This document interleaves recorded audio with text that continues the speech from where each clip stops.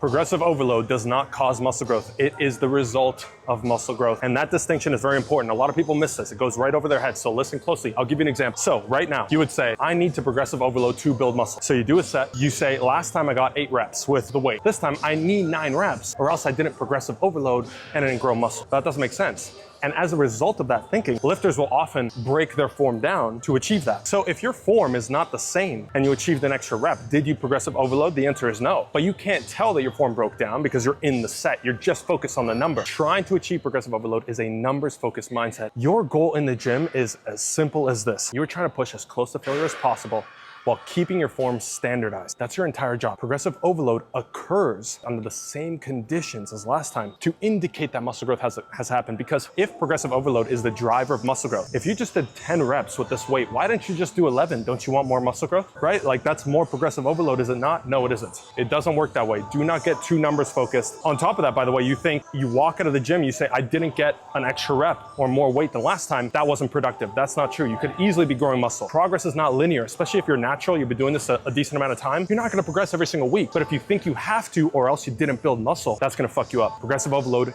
is the result. It's telling you if your training is working. It's not what you have to force to make sure your training is working. Hope that makes sense.